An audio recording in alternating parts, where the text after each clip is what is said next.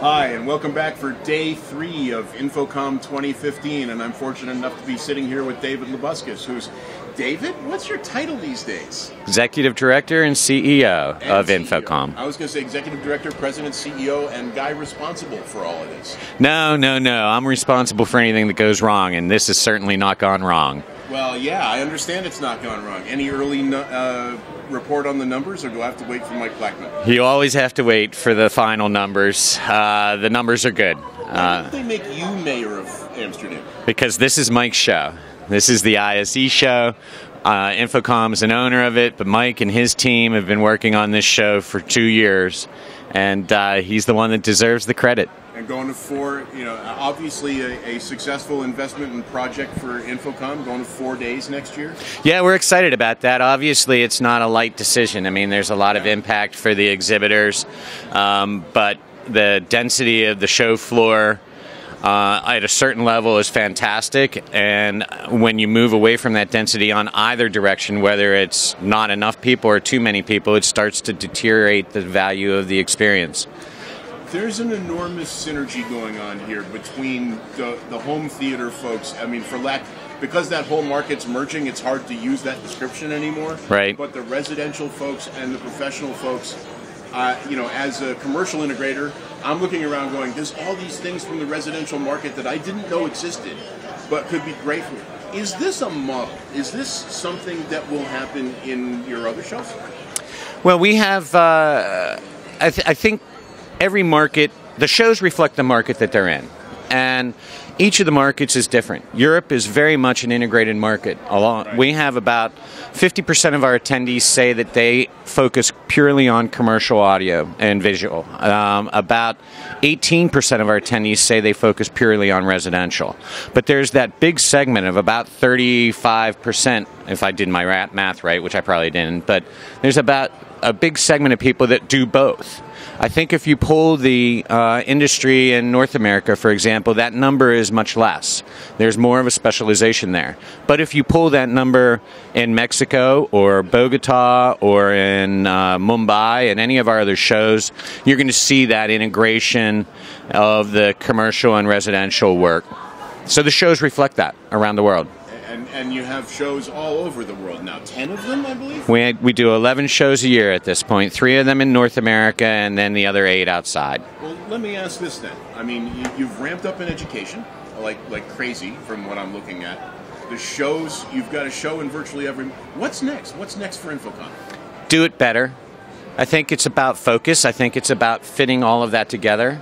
It's about...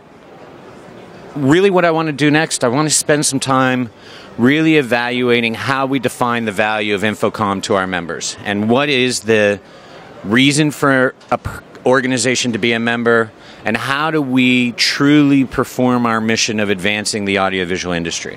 I want to focus on that, not on more stuff. I don't want more menu items. I want to improve the quality of the food that we're delivering. Let me ask you this. I mean, worldwide, obviously different levels of membership in different places and membership being tailored in different ways in different parts of the world. What do you feel your actual penetration of who could potentially be a member versus who is?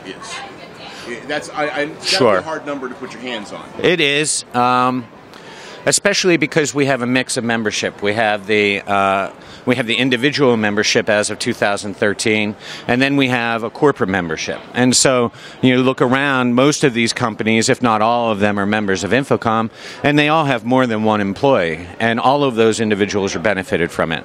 What I could tell you is if you start to look at market size and you look at distribution of membership, about 37% of the global market is in North America, and about 70% of our membership is in North America. That would suggest, if you start to play the numbers a bit, that there's really an inverse ratio between our penetration in and outside of North America. Right. 70% of the market is outside of North America, but only 30% of our members. If you suggest then that there's the same opportunity, that would suggest that we could have 3 times the size of the organization we are today. And I'm sorry, I'm probably giving you a longer answer than you wanted, but the other piece of this that I think we need to start talking more about is membership is only one metric. It's an easy metric. It's one that I can push a button and get a count for. But I think it's more, maybe not more important, but as important to look at audience, to look at reach, to look at impact. If we impact people's lives or their careers, if we provide them support and an opportunity to do better work for their customers through a webinar, through an online course, through a roundtable, and they're not members, that doesn't mean we haven't been successful. So I'm looking at more of that as well. How many lives are we touching? How many people do we reach? And at what level do we reach them? Is it a true engagement, or are we? Is it a flyby? You know, a lot of times I think InfoComm is like, you know, the blind people experience the elephant. You know? Yes. That one grabs the elephant's trunk and thinks it's a snake, and the other one hits the elephant's side and thinks it's a wall. That different people have different perceptions, and that there's enormous value in membership. I mean, participating in InfoComm and volunteering for it especially has been the best thing I've ever done. I mean, in terms of career, anyway. One of the things I was excited to see at this year's show was that you did a guest membership program. Is that something that you're looking at extending? Because I think that's, you know, I've talked to several people who participated this year, and it seems to be that they're discovering the value of the association. That's great. That's great. Yeah, we... I call those flat forehead ideas. You know, they're the, why didn't I think of that? That it has been very successful. We had, the last count I heard was somewhere in the neighborhood of 1,500 people that signed up for guest membership when they registered for the attendance. The strength of ISE is that it's a European show that has a global reach and a global impact. But it has its own brand. It has its own identity. And that was intentional at the outset. And I think led to its success. The challenge of that, as every sword has two sides, is that when I remember my very first interaction with an exhibitor at one of our shows in 2012, I asked them if they exhibited our European show, and they said, no, I go to ISE.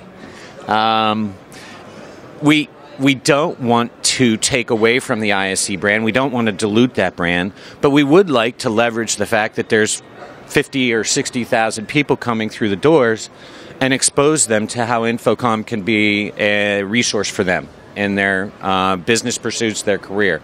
So it's trying to reach that balance of how do we create greater exposure for InfoComm without distracting from the strength of the show and the strength of the ISE brand. Let me ask you this too. One of the things I know you've been successful at is bringing people from the InfoComm show here to exhibit.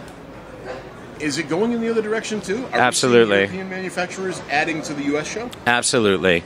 The shows all benefit each other, and it's part of interweaving our offerings. So if we have a show, then we tend to have more people take classes.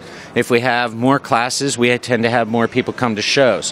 When we have a show, one example here, and I have nothing to prove the causation, but I can play correlation game here with this. We have probably the largest delegation from Brazil here this year that we've ever had. Last night in my hotel lobby. Now, is that because we had our first show in Sao Paulo last year and we hired staff in Sao Paulo and we're building presence in Sao Paulo? I don't know for sure, but it seems an unlikely coincidence at this point. Yeah. They do. We're in a global marketplace. I know that's a cliche, but we are, and so each of these shows benefits each other. And the manufacturers come from Europe. They use our trade shows as an opportunity to begin a penetration of market. It's one of the great values we give to our manufacturing membership. There's about 1,000 exhibitors here, 1,056 exhibitors at ISE. And there's about that same number of exhibitors at the North American show. Only 300 of the exhibitors that are here also exhibit in North America. So there's great value to come to both shows. You're going to see here 700 manufacturers that you won't see in North America. And the same thing happens in North America. So if you really want to see the entire breadth of offerings and tools that you can use to solve your clients' problems, you need to attend both of those shows. And then the regional shows meet the needs of the regional marketplace. They provide a commercial launch point, they provide a marketplace, and they provide a nexus for community. Right. Oh, absolutely. I think the water cooler talk, the talk at the coffee bar is as important as the exhibits are. Listen, this is an event. It's not a trade show, and it's about the experience of the event. As excited as I am walking by what products have been developed and the new products that are being launched and announced here, what gives me goosebumps is watching the people connect with each other in the hallway, and the "Hey, how are you?" and hearing "Hey, how are you?" in 143 languages. When I first came to this show, I thought there would be a language barrier, and it turns out we all speak AV. Yes, that's exactly right. All right, well, I was fortunate enough to meet you at my first InfoComm Live, an event I loved, by the way, and you were just getting used to your role. Personally, what's been the biggest change? I mean, you spent your previous life as a consultant. You've always been involved in the industry, but what's been the biggest change? What's been the biggest surprise? I guess would be the question.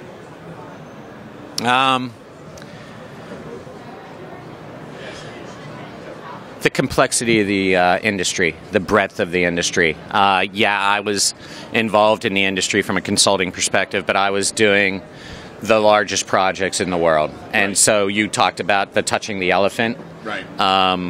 I was touching the tusk, the right tip of the tusk of an elephant, and thought I knew what an elephant was. And every day, actually, I'm reminded about that which brings us all together is speaking AV. But the interests and needs and priorities can be organized and segmented in so many different ways. It's so complex. What an integrator in Mumbai needs is very different from what an integrator in Boise needs. What a live events person in Boise, Idaho is very different from what the integrator in Boise, Idaho needs, which is different from the consultant, different from the manufacturer. The serving of the tapestry of the industry, and then layering the next dimension of geography over it, then layering another dimension on it of vertical market, so the needs of healthcare versus house of worship versus corporate versus venues and rental and staging. And then there's a fourth matrix, which is UCC, digital signage. It's the application of these technologies. I mean, it's awesome. It's great. It's fantastic, but it's complicated. And one of the things that really has encouraged me over the last few years is when I got involved in this association, we always said we were the International Communications Industries Association, but international was like in a very small way. You've truly become global. I mean, we're seeing more and more people from all over the world involved in the association. It's our most rapidly growing segment of our membership, but that goes back to what we just talked about with the 70-30. It's growing from a much smaller base. I appreciate, and I'll accept it as a compliment, but I don't think it's actually true yet. We're not really global. We're aspiring to being global. I think our mindset, our passion, our commitment is moving away from being a North American association that exports to the rest of the world, and rather to be a gathering place for the best minds, for the most committed people from anywhere in the world. Right. I mean, if we could get to there, that would be awesome. That would be what I'd like to leave the association with. I think simply having local reps in all the places that we once claimed to represent is a huge achievement. It is, and it takes money. It's expensive to do that. On lots of different levels, not just in the staff resources, but in the legal resources of, establishing legal entities, managing bank accounts in multiple currencies. Last year in Mumbai, we announced that we were cutting the price of the CTS exam in half for emerging economies. We needed to do that because when you were to level the cost of taking that exam from North America to an emerging economy, in North America it might be 4 hours of a typical technician's salary. In an economy like Mumbai, it was 2 months of their salary. Right. So there's a level of sensitivity to the fact that there are different needs and different requirements, but there's different resource requirements. The other thing that's been very exciting on our governance side and on our recruitment for volunteer side is a recognition that we can't have a board of directors that are all in North America be representative and direct the aspirational strategies of a global organization. Right. So over the last several years, we've had greater and greater representation of different geographies. This year, one of our board members is Maru. She's from Mexico. Another one of our board members is Sarah Joyce from the UK. And we have Zane All from China. So the board is beginning to represent the association, and the association is influenced, of course, by the board of directors. One of the things that I've been amazed by here the last couple of years is we've actually lowered the cost of becoming a member considerably from what I remember. Mm-hmm. And yet you're talking about the fact that it takes a lot of money to actually build as a global. Are the shows generating that for us? Oh, sure. The shows are the primary revenue source for the association. There's no doubt about that. So in other words, for those of you out there, you can join an association where you benefit from a commercial application in getting your membership and an enormous number of benefits, especially educationally. I mean, and I'll come back to my passion in the industry has always been training. And there was a point in time when I believed that the shows would defocus us from that. And in fact, they've supported it in a huge way. I mean, I talked to Scott Wills for about an hour the other day about what the educational events have been like here. And it's fairly stunning what you managed to put on in a trade show. So, you know, that part, I think, you seem to have developed a synergy between the manufacturers and the independent association training really, really well. Well, you pointed out to those who would join the benefits of what they gain for membership being supported by the trade show. The other reason I like to talk about the benefits of the association is because I think it's important for all of our exhibitors to understand where their exhibition dollars are going. It's not the enrichment of individuals. There's no shareholders of InfoComm other than you and the people that are going to be watching this. The membership owns InfoComm, and so we have this beneficial cycle of opportunity that's being created through this model.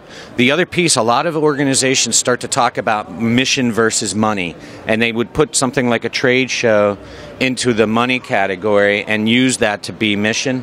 I couldn't agree with you more in the conversation you allude to with Scott. I think that these events are about mission. They're not separate from, they are a part of, and the success is to intertwine all of the things that we do. Intertwine the education, intertwine the webinars, intertwine the manufacturer's education, the trade show events, the conferences, all of the opportunities from a round table in your local community to a gathering of 50 or 60,000 of your best friends in Amsterdam are all about creating and advancing the industry and keeping community and keeping focus on how we better meet the needs of our customers. Yeah, well, my hat's off to what you've done this year. Thank you. You coming to InfoComm Live? Of course I am. Of course I am. This is by the way, for those of you who don't know about InfoComm Live, this year's San Diego, right? Yes. InfoComm Live is a gathering of those of us in the industry, that small percentage who actually do live events as opposed to sales, installations, whatever. And it is a great, great group. It really is. I have more fun at that show than anything else we do all year long. So I'm glad you're coming again. I look forward to it. Fun. Now we're gonna actually get you a Maglite and a tool belt, and we're gonna take you out on some shows. Excellent. I really would love that. David. All right. Listen, again, congratulations and thanks for being with us today. Thank you very much. A pleasure.